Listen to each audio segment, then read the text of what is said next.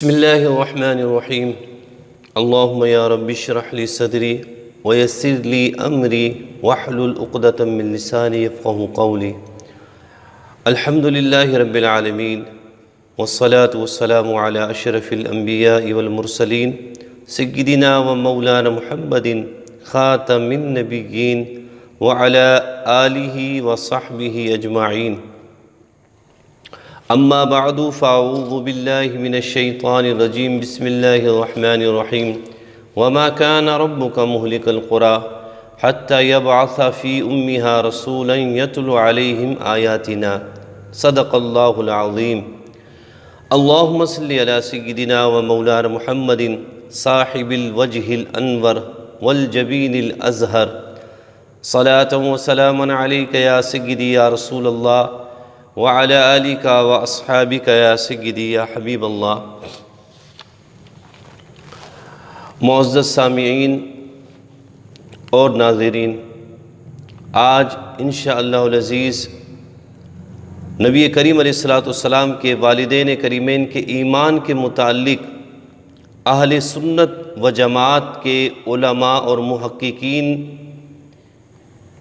کا موقف آپ کے سامنے ہم رکھیں گے کہ نبی کریم علیہ السلام کے والدین کریمین کے ایمان کے متعلق اہل سنت و جماعت کا موقف کیا ہے. حضور نبی کریم علیہ السلام کے والدین کریمین یعنی جناب سیدنا عبداللہ اور جناب سیدہ آمینہ رضی اللہ تعالی عنہما اہل ایمان سے تھیں یا نہیں، اس کے بارے میں اہل سنت و جماعت کے جو علماء اور محققین کا جم غفیر ہے وہ اس مسئلے میں یہ رائے دیتا ہے کہ نبی کریم علیہ السلام کے والدین کریمین نجات یافتہ ہیں اور جنت کی بہاروں سے لطف اندوز ہو رہے ہیں.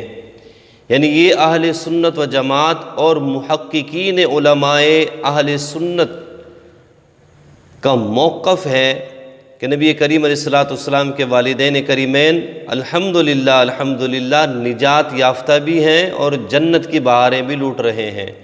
تو واضح ہے کہ علماء اہل سنت اور محققین اہل سنت کا اس بات پر اتفاق ہے کہ حضور نبی کریم علیہ السلام کے والدین کریمین الحمدللہ ایمان کی دولت سے آراستہ تھے.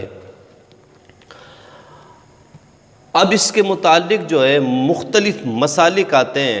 پہلا مسلک جو نبی کریم علیہ السلام کے والدین کے ایمان کے متعلق ہے، وہ پہلا مسلک یہ ہے کہ ان کا تعلق جو ہے وہ زمانہ فطرت سے ہے.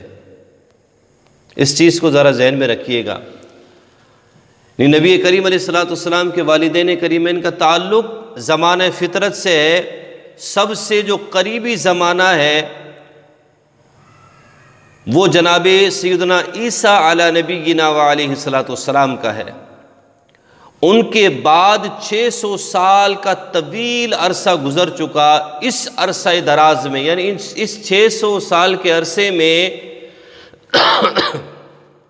جو آپ پر کتاب نازل ہوئی تھی انجیل، اس میں طرح طرح کی تحریفات ہو چکی تھی، احکامات بدل دیے گئے تھے. جناب سیدنا عیسیٰ علیہ نبینا علیہ السلام کو عبداللہ اور رسول اللہ کے بجائے آپ کی امت آپ کو ابن اللہ یعنی اللہ کا بیٹا نعوذ باللہ کہنے لگ گئی تھی، اور یہ گمراہی ان میں راسخ ہو چکی تھی. اب اس دور کے لوگ ہدایت کی روشنی حاصل کرتے تو کہاں سے کرتے؟ کلمہ حق اگر سنتے تو کس سے سنتے؟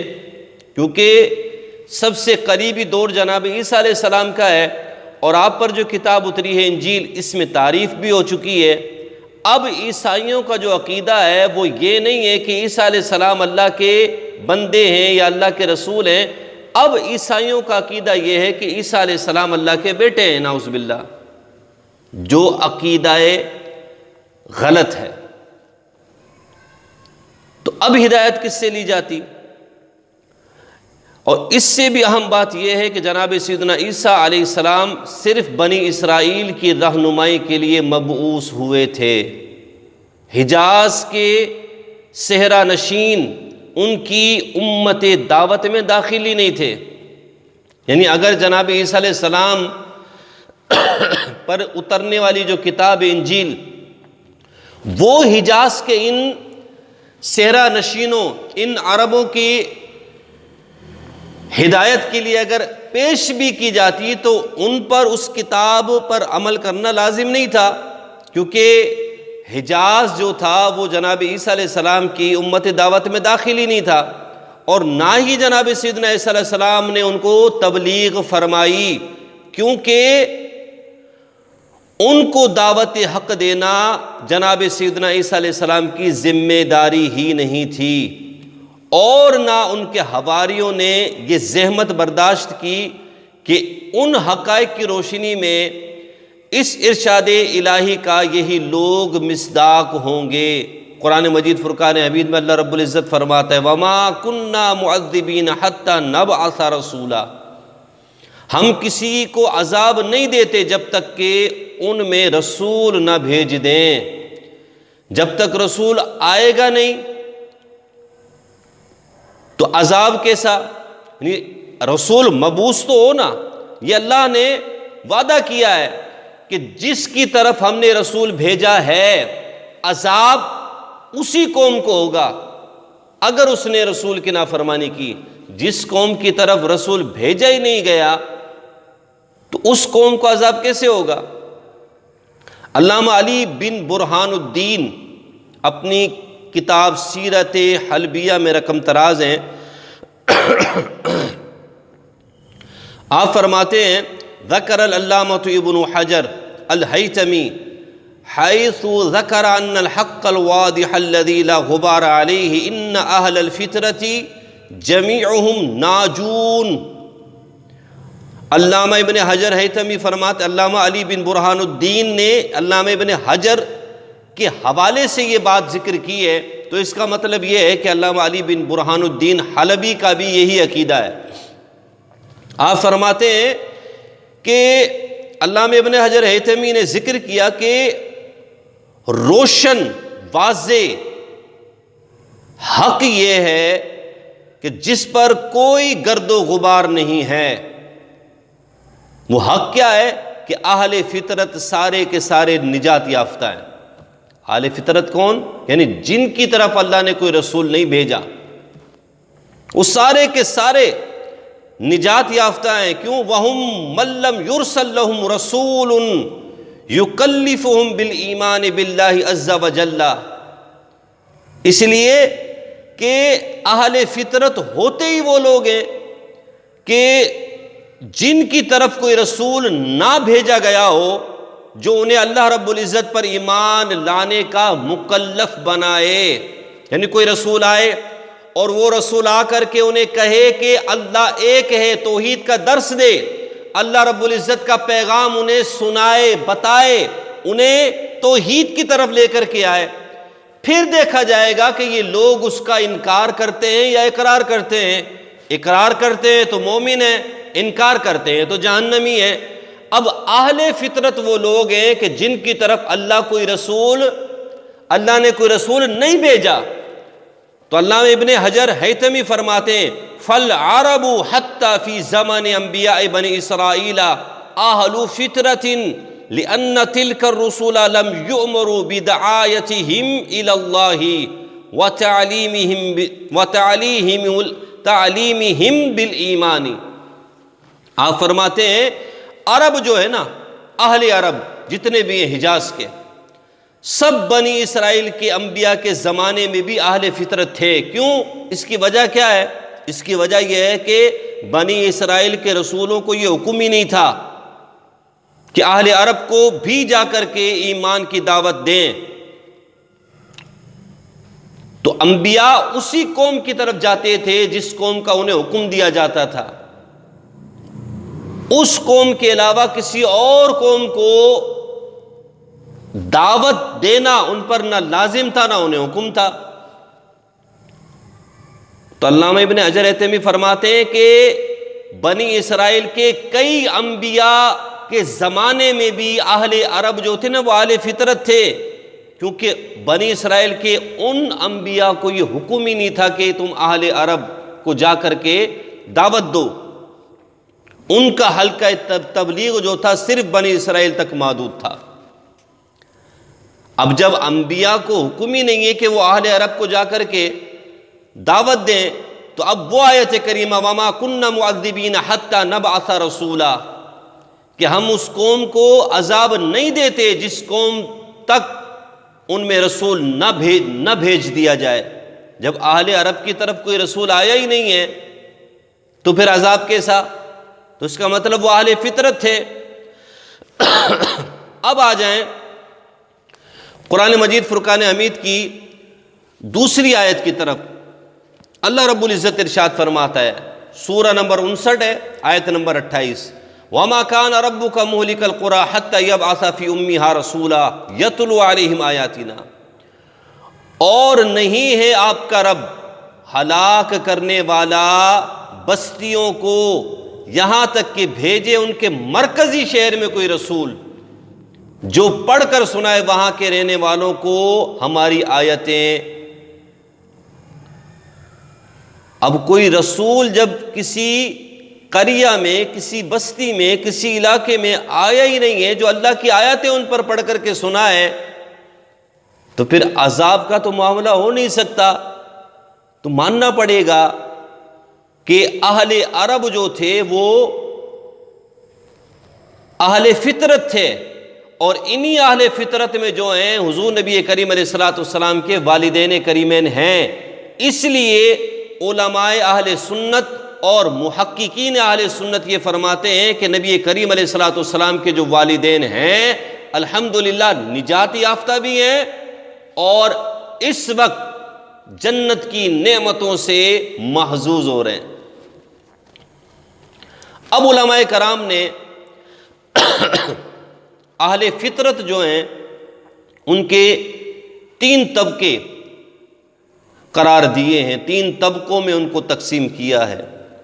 پہلا طبقہ ان لوگوں کا ہے جنہوں نے اپنے نور بصیرت سے اللہ رب العزت کی توحید کے عقیدے تک رسائی حاصل کر لی۔ کوئی نبی نہیں آیا، کوئی رسول نہیں آیا، بس اللہ نے ان پر ایسا کرم کیا کہ ان کے دل میں یہ بات بیٹھ گئی کہ کوئی ہے ایک جو ہمارا خالق بھی ہے اور جس کی عبادت ہم پر لازم بھی ہے۔ تو انہوں نے اپنے نور بصیرت سے اللہ رب العزت کی توحید کے عقیدے تک رسائی حاصل کی، جیسے کہ قس بن سائدہ اور زید بن عامر بن نفیل اور قوم تبع الحمیری، تبع اول الحمیری، جس کے بارے میں نبی کریم علیہ الصلوۃ والسلام کی محبت کے حوالے سے داستان رقم ہے کہ نبی کریم علیہ الصلوۃ والسلام کی ولادت سے 1000 سال پہلے یہ یثرب آیا تھا جو آج مدینہ منورہ ہے، اور نبی کریم علیہ الصلوۃ والسلام کی محبت میں اس نے رقہ بھی لکھا تھا، اور وہ رقہ جناب حضرت ابو ایوب انصاری کے گھر جب نبی کریم علیہ الصلوۃ والسلام آ کر رکے ہیں تو وہ رقہ حضور کی بارگاہ میں پیش بھی کیا گیا ہے، اور حضور نبی کریم علیہ الصلوۃ والسلام نے اس تبع اول الحمیر کو اپنی امت میں بھی شمار کیا ہے۔ تو قوم تبع کے بعض جو بادشاہ ہیں، اور زید بن عمر بن نفیل، اس کے علاوہ قس بن سائدہ، یہ وہ افراد ہیں کہ جنہوں نے اپنے نور بصیرت سے اللہ رب العزت کی توحید تک رسائی حاصل کی ہے۔ اب دوسرا طبقہ جنہوں نے دین ابراہیمی کو بگاڑ کر بت پرستی کا آغاز کیا، اپنی قوم کو بڑی کوششوں سے شرک کا فاسد عقیدہ اختیار کرنے پر انہوں نے مجبور کیا، اور اپنی طرف سے حلال اور حرام کے بارے میں قانون بنا کر قوم میں رائج کر دیے۔ اللہ نے نہ کوئی حلال اتارا نہ کوئی حرام اتارا، یہ ان کے خود ساختہ حلال تھے، خود ساختہ حرام تھے۔ انہوں نے کیا کیا، ان کو اپنی قوم میں قانون کی حیثیت دے کر کے اپنی قوم میں اس کو رائج کر دیا، جیسے عمرو بن لحی الخزاعی اور اس کے ہمنوا۔ اس طبقے کے جہنمی ہونے میں کوئی شک نہیں ہے۔ اب آ جائے تیسرا طبقہ، جو اپنی غفلت اور بے خبری کی وجہ سے ہر قسم کے عقیدے سے بے نیاز رہا، نہ انہوں نے توحید خداوندی کا عقیدہ اپنایا اور نہ وہ شرک اور بت پرستی کے مرتکب رہے۔ اور یہ وہ طبقہ ہے جس کے بارے میں قرآن مجید فرقان حمید میں اللہ رب العزت نے فرمایا کہ وَمَا كُنَّا مُعَذِّبِينَ حَتَّى نَبْعَثَ رَسُولًا، ہم تمہیں عذاب نہیں دیں گے جب تک کہ ان میں کوئی رسول نہ بھیج دیا جائے۔ جب تک کہ کوئی رسول کسی قوم میں نہ آ جائے تو اس قوم کو عذاب نہیں دیا جائے گا۔ حضور نبی کریم علیہ الصلوۃ والسلام کے والدین کریمین کے بارے میں ایک مسلک تو یہ ہے کہ وہ اہل فطرت میں سے تھے، نہ ان کے پاس اسماعیل علیہ السلام کے زمانے سے لے کر کے نبی کریم علیہ الصلوۃ والسلام کی بعثت تک کوئی نبی آیا، نہ کسی نبی کی دعوت انہیں پہنچی، اور نہ انہوں نے اس نبی کے ساتھ کفر کیا اور نہ ہی اس نبی کی دعوت کو مسترد کیا۔ اس لیے وَمَا كُنَّا مُعَذِّبِينَ حَتَّى نَبْعَثَ رَسُولًا، وہ نجات یافتہ ہیں، وہ نجات یافتہ ہیں۔ اللہ رب العزت کے کرم سے جنت کی نعمتوں سے مالا مال بھی ہیں اور جنت کی نعمتوں سے محظوظ بھی ہو رہے ہیں۔